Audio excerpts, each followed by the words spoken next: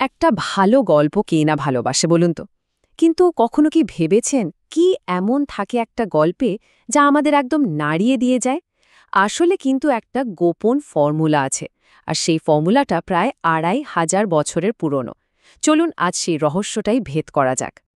অনেকেই হয়তো বলবেন, আরে সেরা গল্প লেখার আবার নিয়ম কি? এটা তো পুরোপুরি ক্রিয়েটিভিটির ব্যাপার। কিন্তু আমি যদি বলি এর পেছনেও একটা সায়েন্স আছে, একটা ব্লুপ্রিন্ট যেটা প্রায় প্রত্যেকটা হিট গল্পের ভেতরেই লুকিয়ে থাকে। মজার ব্যাপার কি জানেন, এই ব্লুপ্রিন্টটা কিন্তু আজকের নয়, প্রায় ২,৫০০ বছর আগে লেখা।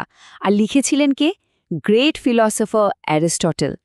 তার সেই লেখা পোয়েটিক্সকেই বলা যেতে পারে স্টোরি টেলিংয়ের একেবারে প্রথম আর সবচেয়ে অথেন্টিক গাইডবুক। তো এই পোয়েটিক্স জিনিসটা আসলে কি? শুধুই একটা পুরনো ফিলসফির বই? একদমই না। এর পেছনের কাহিনীটা আরও ইন্টারেস্টিং।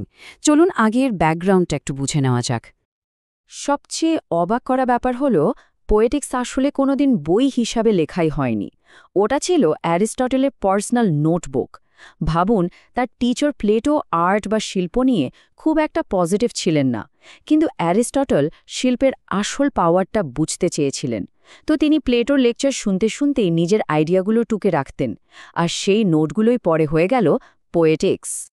ভাবা যায়, সেই পার্সোনাল নোটগুলোই আজ লিটারারি ক্রিটিসিজমের সাহিত্য সমালোচনার বাইবেল হয়ে দাঁড়িয়েছে। পোয়েটিক্স কিন্তু শুধু থিওরি নয়, এটা আর্ট তৈরি করার একটা প্র্যাকটিক্যাল গাইড। এখান থেকেই কিন্তু গল্পের আসল স্ট্রাকচার বোঝার জার্নিটা শুরু হয়। আচ্ছা, এবার আসি অ্যারিস্টটলের একেবারে কোর আইডিয়াটাতে।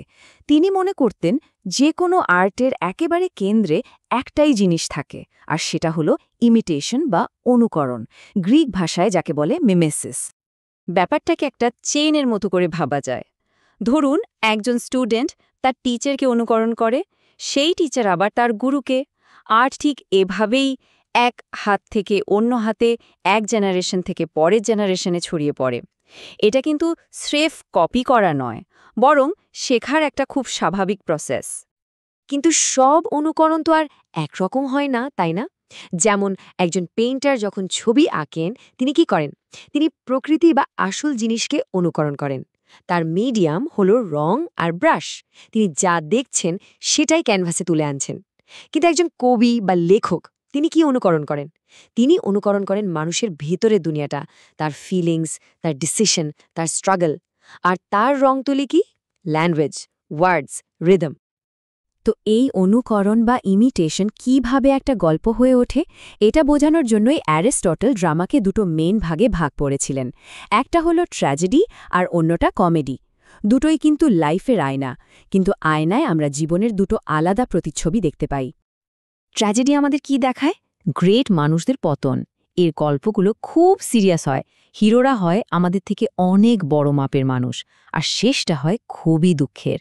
এর আসল উদ্দেশ্য হলো আমাদের মনে একটা করুণা আর ভয় তৈরি করা। আর কমেডি ঠিক এর উল্টো।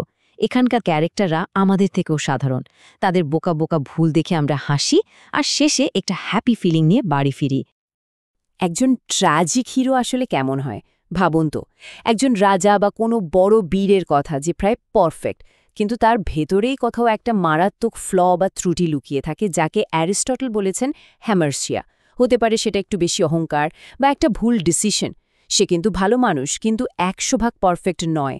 আর ওই ছোট্ট একটা ভুলই তার বিশাল ধ্বংসের কারণ হয়ে দাঁড়ায়। এই হ্যামার্সিয়ার আইডিয়াটা কিন্তু ট্র্যাজেডির একেবারে হার্টে। এটাই হলো সেই একটা মারাত্মক ভুল, হয়তো একটা ভুল সিদ্ধান্ত বা চরিত্রের কোনো দুর্বলতা, যেটা হিরোর ভাগ্যটাই ঠিক করে দেয়। সবচেয়ে ক্লাসিক এক্সাম্পল কে? ইডিপাস। সে শুধু সত্যিটা জানতে চেয়েছিল, কিন্তু সেই সত্যিটাই তাকে শেষ করে দিল। তার নিজের অজান্তে করা কাজগুলোই ছিল তার হ্যামার্সিয়া। একটা জমা টাইট স্ক্রিপ্ট লেখার জন্য অ্যারিস্টটল ৩টে রুলসের কথা বলেছিলেন। এগুলোকে বলা হয় ড্রামাটিক ইউনিটিস বা নাটকীয় ঐক্য। এই নিয়মগুলোই একটা গল্পকে ফোকাসড রাখে, বেঁধে রাখে। রুলস কিন্তু মাত্র ৩টে, কিন্তু এর ইম্প্যাক্ট বিশাল। এই ৩টি ইউনিটি একটা গল্পের স্ট্রাকচারকে এতটাই মজবুত করে যে অডিয়েন্স এক মুহূর্তের জন্য গল্পের দুনিয়া থেকে বেরোতে পারে না। কি সেই ৩টে ইউনিটি? প্রথমটা হলো ইউনিটি অফ টাইম মানে পুরো গল্পটা ঘটবে জাস্ট ২৪ ঘন্টার মধ্যে। দ্বিতীয়টা ইউনিটি অফ প্লেস, মানে অ্যাকশনটা হবে একটাই লোকেশনে।